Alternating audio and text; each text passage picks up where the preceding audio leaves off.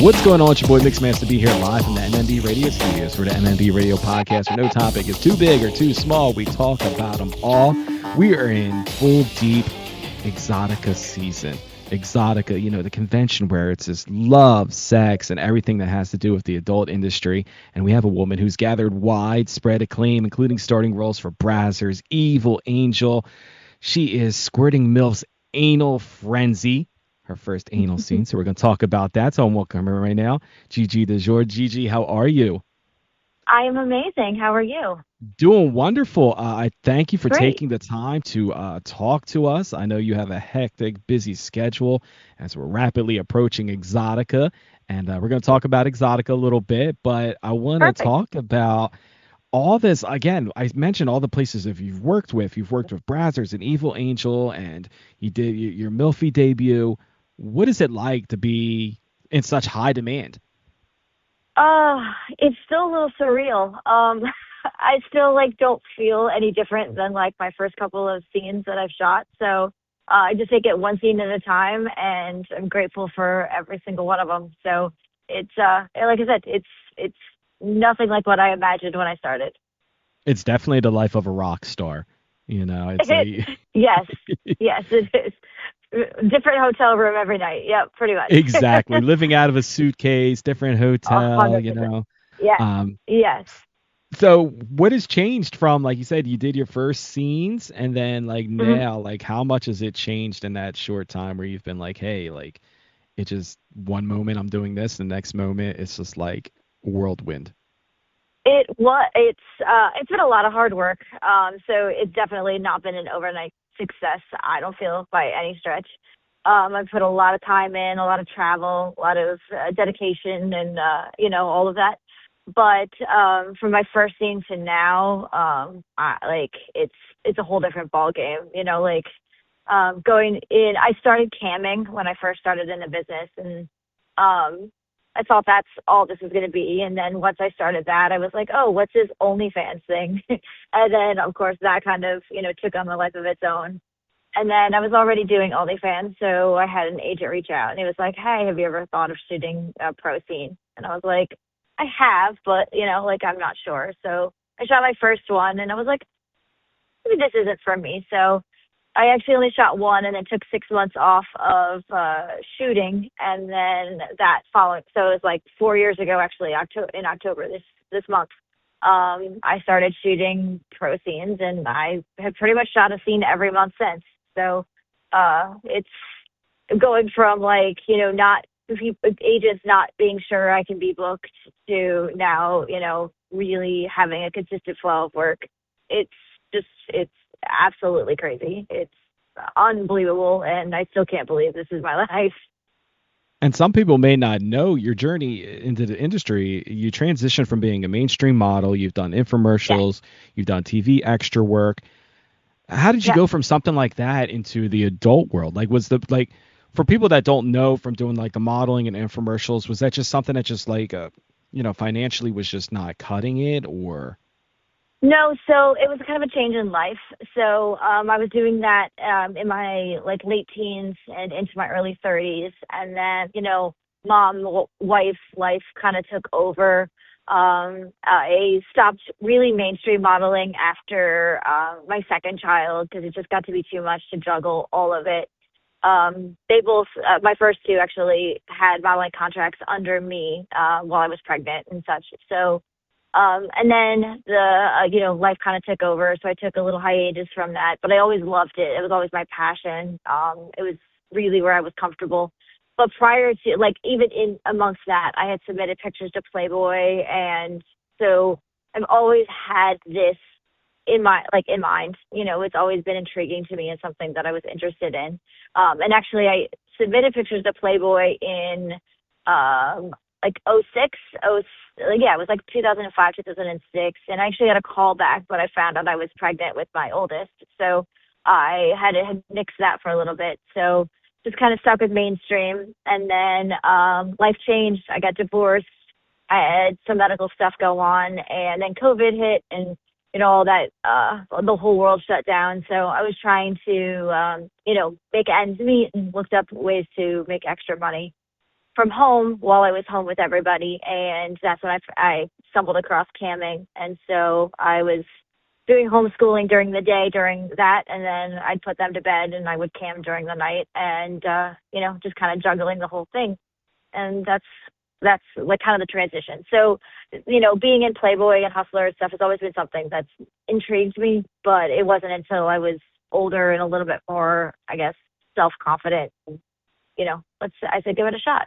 So Yeah, and you become yeah, wiser with age, and you start to of course, kind of understand yourself. And we know we've had guests on, and one of the things they talk about is a lot of people get into the business and they really don't know themselves, and totally. it's a hard transition to kind of figure out who you are as a person, Yes, or how you are sexually while in the moment in the business. It's like learning on the 100%, fly. So to be able 100%. to do all that and be able to kind of and it's crazy when we talk about the pandemic, and I know you did a lot of stuff with the OnlyFans and camming to kind of support Hmm. yourself during the crisis, and a lot of us were doing odds and ends stuff. Yes, And as crazy as the pandemic was, and I always say this to people, I'm like, some of us came out better, some of us came out worse after it, right. but I mean, I kind of look at it too. It's just like, for it depends how you embraced it. If you took it with, the situation like, okay, how do I take this tragic thing that's affecting the world and making it better for Totally. myself, or do I allow this to kind of be my downfall and kind of like end me? But I Right. think I think it woke up a lot of people. It did, and I actually embraced it. I look back and I feel like my family says the same thing. Like that was some of our best memories were during COVID. Like Mhm. we didn't have to worry about the rush and the hustle and the bustle. Like we really just got to like enjoy one another and the company and kind of just free flow, and some of our best times and memories, and like were during that time period. And it definitely, I didn't let it. I mean, it was, I think the hardest part for me was probably the first couple of weeks, that adjustment. Like any Yeah. new adjustment to anything new is always going to be a little world rocking. But once you kind of got settled into, like, once we got like our schedule set and kind of realized like, hey, like we're running this, like, Hmm. and as scary as it was, the possibility of, the virus, once you realize that you were ultimately out of control but in control at the same time, like Yeah. the sooner you just kind of gave into all of that, the easier it was, I think, for us anyway. So, but yeah, I have some of the best memories with my family during that year and a half. It was awesome. Yeah, and again, as tragic as it was, I mean, I Yes. lost some friends and family and people that I Yep. cared about, to the pandemic, Totally. but I think Yes. it was a wake up call for a lot of people, if you took it as a wake up call to say, hey, What? like like what are we doing with our lives? What do we want to pursue? What do we want to do? Because you're Correct. quickly reminded how short and how instant like things can just be taken away from you. Um, Absolutely. Absolutely. Life is way too short. Like, it's a blur. And I feel like the older I get, the faster it goes. And then it's like looking at your accomplishments, coming out of that pandemic. Obviously, you've been nominated for, AVN, XBiz, you know, uh, XMA, like so many different Hmm. things. What is Yes. that feeling like to know that, even if, they're just nominations, like obviously you Yes. won too, because we have you down as won the 2025 Night Moves Award for Best MILF Performer. But take I us like did. through the emotions that just be nominated. Like I would love to just be nominated, just to be recognized, whether I win or That's, not. that's all. That's it. Exactly. Is just the nomination to know that, like, I'm in this such a small select group of the best performers in my industry. To be named with that group is such a huge honor. And to me, that's a huge part of why I do it, right? Like I do the work for my fans, and my fans, Hmm. without them, I wouldn't be who I am. So just that recognition is like, okay, like obviously, what I'm doing is where I'm supposed to be, and I'm doing it right because, I'm getting the accolades for it. So, Yeah. so the nominations, like the first couple times I was nominated, I was like a little kid. I ran around the house screaming, like I was like, I can't even believe, Yeah, because that I it can shows put that your that. stuff's not going in vain. Like you're not just doing it just to be Exactly. doing it. Like people are taking the time to recognize you and say, you know what, like this is really good work and we're going to Yes. nominate you to be rewarded for your work, whereas a lot of Yes. people don't even get that opportunity. A lot of people are just out here just, all willy-nilly, shooting stuff and Right. not even getting recognized. It can be defeating. It's like, well, are people even paying Yes. attention to me? So 100. Yes, it can be very defeating. And I look at it too as like a benchmark in my success, right? Like I look at it as, great, I worked really hard to get to this point, but now, so the nominations are huge and wonderful, and I'm very, very grateful for those. But what do I have to do now to take it to that next level to now mhm, win those nominations and to put myself apart from these other incredibly talented performers, to put myself just a little bit further ahead and, now and get those wins. So, super competitive in everything that I do. And, but I'm also my own worst critic. So, it's definitely that pushes me and motivates me. And it's all part of my career, like my 5-year plan too. My 5-year business plan was to get nominated and to do certain things. And, just getting the nominations and now having a win under my belt is like, I cried, I screamed, I was like, I actually couldn't make the awards show for Night Moves for the win, and I was so bummed about it. But once I found out the next day that I had actually won, I just, like I said, I was screaming, and my throat still hurts, and it's been a week, so now it's been amazing. winning an award for best MILF performer. Let me ask you about that though. Like, how do you Yeah, are you one of these people that feels like okay with the labels? Like a lot of people, yes. don't want to be labeled as MILF. A lot of people don't want to, they don't like labels and everything. Do you embrace that, or is that something where you're kind of like, it is what it is? Like, it's a category people kind of like put me in. What's your feelings around that? I am absolutely thrilled to be able to call myself a MILF performer. That to me is why that is why I do what I do.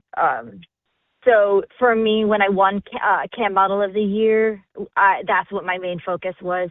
I was camming full time, and that was like that was it, right? So when I won Cam Model of the Year, that's what I was working towards.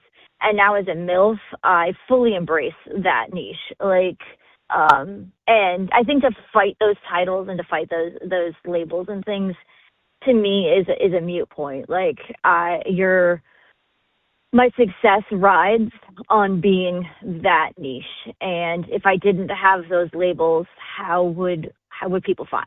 Like, I think it would Yeah, be, it's a good way to look at it. And I would be remiss to say, like, I'm not 20 something, so obviously I'm not going to get these mainstream roles that some of my close friends are getting, because I'm not in my 20s and my early 30s. I am by every sense of the word, I am that MILF category. Mhm. So I'm very proud of that. Very, very, very proud of that. So that's what I work every scene for. Whether it's a hot wife scene, whether it's a cheating wife, whether it's a stepmom, or, whatever, it all falls under that MILF umbrella, and I'm completely confident and comfortable within that. So I love that. Yeah, and like obviously you just did your MILFy debut for Yes. Squirting MILFs, Anal Frenzy, your first anal scene. Um, Take us through the emotions, because it's not something that, I mean, people do anal in their personal life, but Yes. like the first time on camera, it's always it's a new thing, and then once you start going, so what was the emotions going Yes. through that? So it was a lot of anxiety because, like you said, like doing it on camera, doing anything I think on camera the first time comes with a whole, rainbow of emotions, if you will. So, there was the excitement. I had no idea it was going to be what it has become. Like, for the most part, like I think there are some scenes that I shoot that I'm like, okay, like these, like Milfy, like some of my Brazzers Top ad scenes, like when they come to me with the proposal, they have,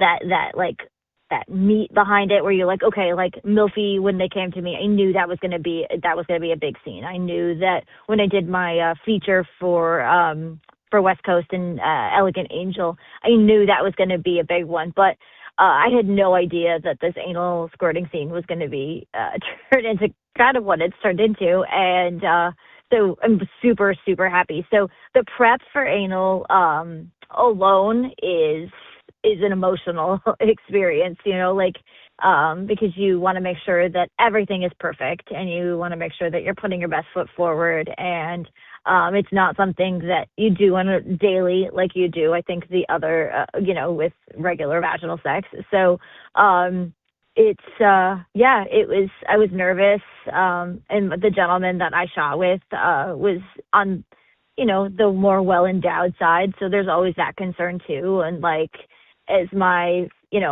face going to match, the true emotions in it? So yeah, there was a lot of anxiety. I feel like once you're there though, and you're warmed up and you start really just like going through it, you just kind of get into the regular flow, just like normal, and you rock and roll. So, it's, and now, like I said, I'm so proud of the final product. I think, the overall product turned out incredible. I'm very proud of the way it turned out. So yeah. Now, what is some of the things that you still want to do? Now, I know I've been prepped here to say that, you've been doing a lot of stuff where you're trying to get back into like the mainstream crossover stuff, which is kind of surreal to me, because I'm like, you started off doing like, extras for TV shows, like you're on soap operas and doing infomercials. And then you get into the adult business, and now it's like going full circle again. So what's it like to now be going back into kind of where you started?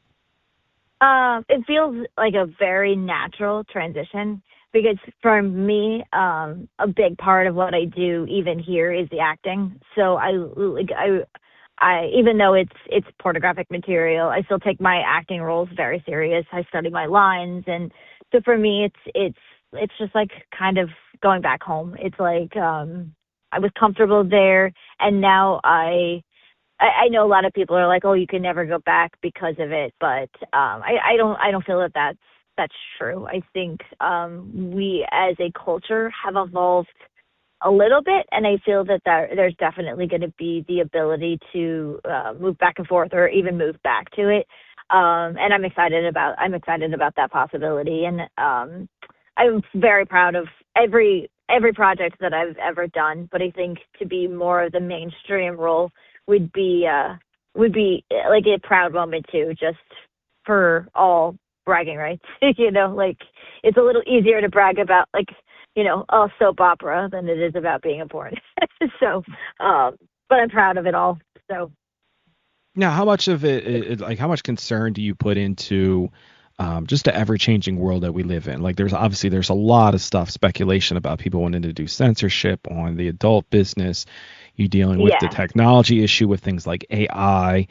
I mean, do you concern yourself with any of this? Like, is it partial concern? Do you get any kind of anxiety, wondering like what is the business going to be in, not only the next year, but in the next couple months?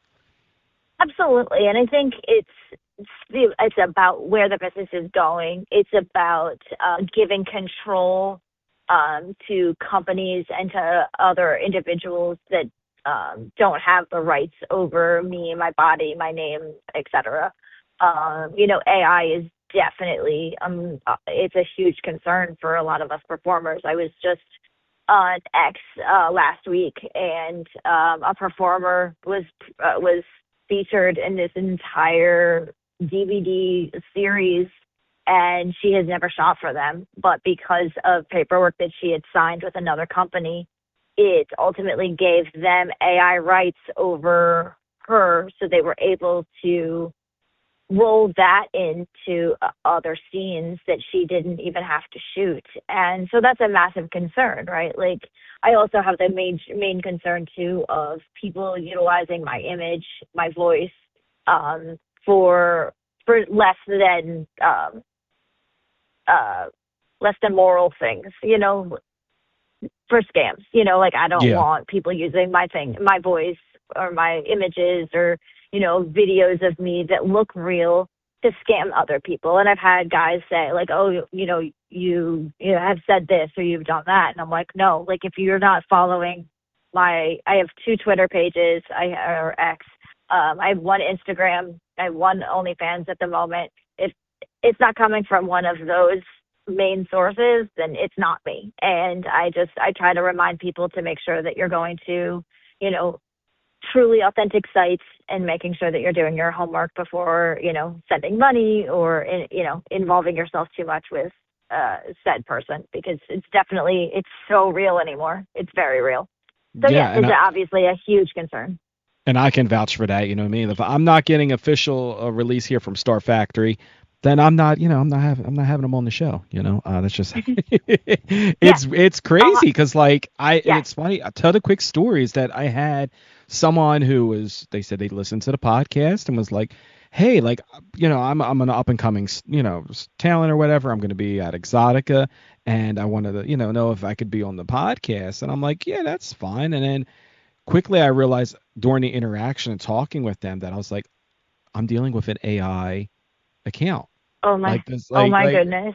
Yeah. And it was just like, it was just weird things that like AI, as good as it can be, and I believe it is, there is good in it. It has its flaws too. So there was like some red flags and some call outs. I'm like, yeah, that answer just doesn't seem like, like a genuine answer. Yeah. Like it seems like a little off. So it's like you definitely have to do your due diligence because there's people out there that are scamming you. And I mean, I feel bad for the boomers out there. My father and my people in my family that are older, because like I always tell them, like, when you pick up the phone and they ask you like to say yes or no, don't say yes or no. And it's like, that's the least of your concerns now, because now they're just, it's a crazy, scary world. It really is. Definitely have to put some thought into. And I've made a new rule. If I'm shooting content or if I'm meeting somebody for the first time, I've now started either Zooming or FaceTiming them prior to setting like a date to shoot with them, because there's so many fake accounts. There's so many fake accounts. Anybody can make up a phone number and say that it's Gigi Dior, right? So anybody can do that. So before I set up or give any further information, I've been setting up FaceTimes. It's to protect yourself, and I don't want some creep getting my actual phone number or my address or so on and so forth. So scary times, but it's also fun times because I mentioned it is Exxxotica season. So you will be at Exxxotica in Edison, New Jersey, correct? I will be. I definitely will be. All right. Now, kind of like for people who have never been to an Exxxotica, this is your sales pitch. You've done the infomercial. So how do you sell that they should be at Exxxotica to come see you? Oh, so if you want one-stop shopping for all of your top stars, all of your, premier dreams, all of your fantasies, you get to meet us, you get to see us in real flesh, no AIs here. You get to take pictures, you get to have long conversations. I'm one of the people that don't limit my time. So if you're coming to see me at Exxxotica, you're going to get as much. I mean, I can't spend 3 hours, but if you come back, if there's a line, if there's not a line, I'll still talk to you for 3 hours. Like, come chill with me. You also get merchandise. There's some of the most amazing food trucks and food out there. It's just a party vibe. You get to, there's all the sex toys and new contraptions. Everything that you could possibly imagine is all right there at your fingertips for one day of admission. And it's a sensory overload. Like, I remember my first probably 2 rounds. So my first 4 years, I did 4 years. I did every Exxxotica, Chicago, my everything. I did all 4 of them. And it was probably like 2 full years in that I was like, oh my God, I'm in sensory overload. Like, the music, and you just get this vibe. It pumps you up, and it's, I say it's that casino like high, but like better because there's sex involved, right? Like you get to see scantily clad, sexy, beautiful people. There's the couples section where you get to try. Then the seminars. If you've never been to an Exotica seminar, I highly recommend popping into one. I've helped host a couple, which is like getting into the business and things, and they're super informational. They're great, great support, and you can ask people who have already done it how they did it, and ask for their advice and get their direction. So I think if you're within a 4-hour radius of any of the Exoticas, there's no reason. And if you're a fan of pornography or OnlyFans or whatever you want to call it, I say you're silly to not make it. It's a no-brainer. Yeah, I always tell people, I said it's a judgment-free zone. So yes. It's one of these things where it's like you can actually use it to your advantage, like learn from it. Yeah, you're there to have a good time and take pictures and meet some of the people that you idolize and are fans of. But you said the seminars, they're crucial. Like for the small fee that it costs to get in there, you were getting some of the best, feedback and knowledge of the business from people that have experienced it, people that are in the business. Whereas absolutely, you like, because there are a lot of people hit me up when I have guests on. They're like, oh, ask them, how do I do this? How do I get into that? And then it's not always that easy to get direct answers from people. So like you said, and you're a captive audience there, so you can get it. And then if you're a new creator, this is a top-notch networking. Top-notch, like definitely. You can get stars that have just started to, your Lisa Ann's and Brandy Loves and, the people that have been in this for years and that legends. are at the top legend status. Exactly. So you have everything in between, and you've got these amazing booths that sell clothes and, anything that you could possibly imagine. There is for sale there. So, yes, you are absolutely spot on. You have a captive audience. So, head in, and the judgment free is so spot on. You can wear whatever you feel sexiest in, whatever you're comfortable in, and there is not going to be two looks unless you look really hot in it. Then people will give you two looks. So, 2 looks and maybe a third, and then can I take a photo and with a third. you? Exactly. So, so we got some questions from fans that we want to try to get answered. So one fan said, "What do you get the most compliments on?" Like obviously, you got the MILF look and everything, but like, what do you get the most compliments on? Body wise, I get the most compliments probably on my boobs and my eyes. Those are definitely two. Those were my two answers. The best tits that I've seen. Oh, thank you, sweetheart. So that's physically, and then I think the other compliment that it really means a lot to me is that I'm the same in person as I am on camera. So what you see is what you get with me. I'm not like a different person on set, or I'm not a different person on camera. I'm very much consistent. And when someone sees me, they're like, oh, you look like your pictures. I don't edit, I might take like a blemish away or whatnot. But as far as that, but I'm not over AIing, I'm not over editing myself. So when you see me, what you see is what you're going to get. So, and I'm also very consistent. I like to, I'm very down to earth, very easybgoing. I love to laugh. And so when people say oh, you're just like you are in this, I'm like, yes, I am. So that's probably what I get complimented on the most. Very awesome. And another person wanted to know, what do you get to do on your downtime? So I have to shout you out because we're in the shadows of Philadelphia here. And I know you're a huge Philadelphia Eagles fan. So I am. Tell us about being the Eagles fan and what other things you enjoy doing when you're not, cursing out the Giants and the Cowgirls and the Commodores. Right, exactly. So I have a 2-year-old Frenchie who is my whole entire world. Her name is Olive. So she takes up a lot of my downtime, and I just love to be with my friends and my family when I'm home. I really try hard to pull back a little bit and be totally present. I love to hike. I love to, just spend time with the people that when I'm traveling, I don't get to, really stay connected with. So that's my kids, just my family. I love to watch football on Sundays and Fridays and Thursdays and Mondays. And Yeah, I'd love to travel though. So the other, like, I know we had said, but I'm actually, like, during our call, or I'm on my way back from Nova Scotia right now. I just went up to see Frankie McDonald. So I love to visit other people, other creators, and just see different parts of the of this beautiful world we live in. Like, there's life, like we had talked about, life is so short, so I try to see and cram as much in as possible. So I love to travel. I love to eat too. That's probably something a lot of people don't know.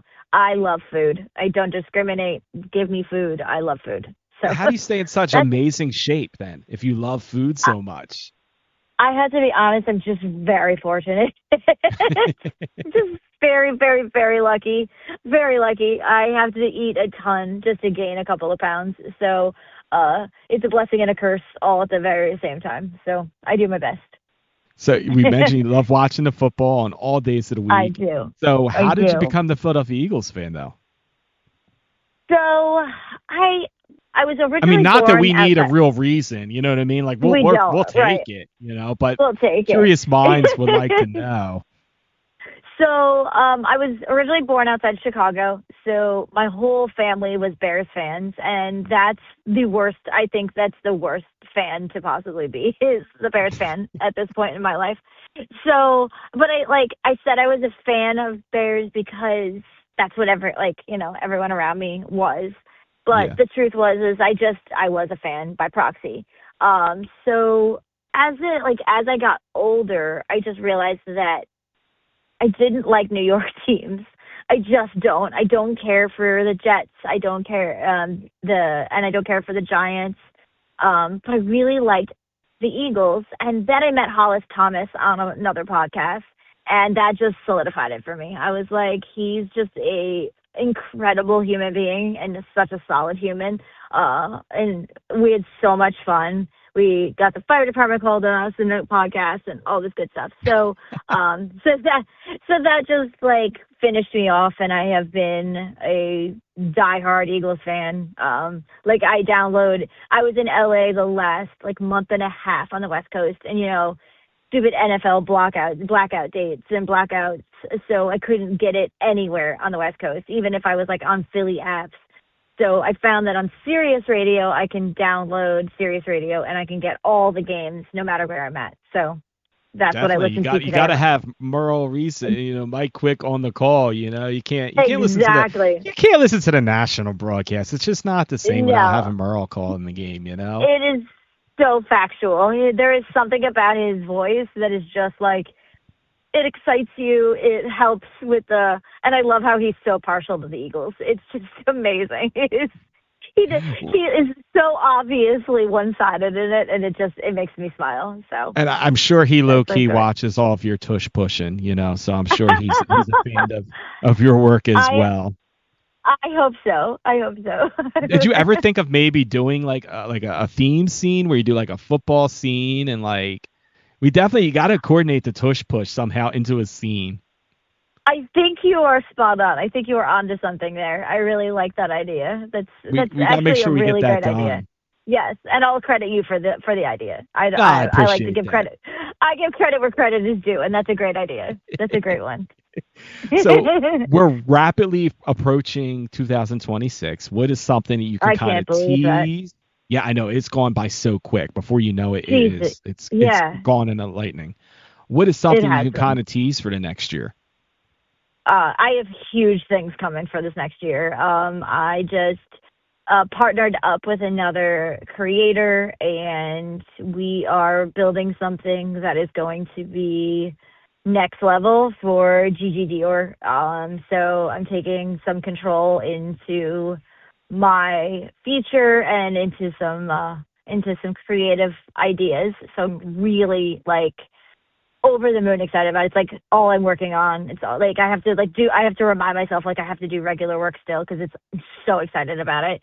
And you're going to get another solid 2026 of your performances. I'm super excited to see what scenes I can shoot. The fall is not disappointing. Usually we start to like dwindle off with work and stuff, and I just got booked for 2 scenes for Naughty America in a week, right after Exotica. So I had to push it back a week because I was like, I'm not leaving Exotica to head to Vegas. So I have a couple of those coming out. I have a couple of features that I shot at the beginning of 25 that still haven't dropped. So we have a couple of those that are going to be incredible. I'm really proud of those too. So I'm not planning on slowing down. These nominations and this win are they're just amping me up and giving me way more fuel to this flame, baby. It's going to be a good year. No, we're looking forward to seeing all the new stuff. One of the questions I had from a fan, he wanted to know, was there anybody that you haven't worked with yet that you plan on working with in the near future? Yes, I have some massive legends that I have lined up, some collabs with. So, because I've seen you shooting shots on X, with some of these people that you're like, hey, we need this collaboration. We need it sooner rather than later, And for those who don't know who I'm talking about, you need to go on her socials and see who I'm talking about. If you know, right? Like, yes, and it will not disappoint. So those are some things to definitely look forward to. And besides those, work for, I want to work and do it all. So there's no limit. I just want to shoot it all. I want to see it all. I want to be there. So if it's a good legend or a big performer, bring them on. Let's do it. I'm excited. Well, let everybody know where they can find you on your socials too, because I want to make sure we're getting the right you and not, again, all this other AI weird shit out there. No AI versions. So on my X, it is Gigi as seen on TV. And my other one, which is not a fake account, is my Gigi Dior. That's my backup account. So if you see anything on there, that's still me. And then Instagram is Gigi Dior SFW. And my OnlyFans is The Real Gigi Dior. Very awesome. Very awesome. Yeah. That's a wrap. I got to get you out on this one here because, again, we love the fact that you're an Eagles fan. So I know you said you're, watching a lot and screaming from the different, awards that you won and everything. So I think, I'm going to ask you to do from here. I need to give us your best Eagles chant. Oh, no. Okay. I'm not going to. And don't be like the mayor of Philadelphia and spell it wrong. You just read my mind. I was like, we're not going to even attempt to hold on. It's been a long night in Nova Scotia. Yeah, it has been. I sang karaoke till 2 a.m. with Frankie McDonald, so we're not going to try that. But we'll just go Eagles, Eagles, Eagles, Eagles, Eagles. Let's go Eagles. There you go. Woo! There you go. There you have it.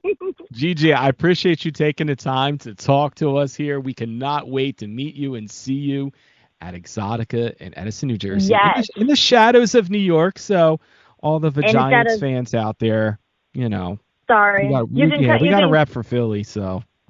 Yeah, you can come tell me your hate in person. I'll be at 1062 is my booth number. So 1062. 1062. Write it down. See her this weekend at EXXXOTICA, Edison, New Jersey. Get information at exoticaexpo.com. Gigi, we thank you for taking the time to talk to us, and we can't wait and hear and see and, just amazing stuff you have coming up in the near future. Awesome. Thank you so much for having me. Hey, guys. This is Gigi Dior, and you are listening to Mix Master B on MMB Radio.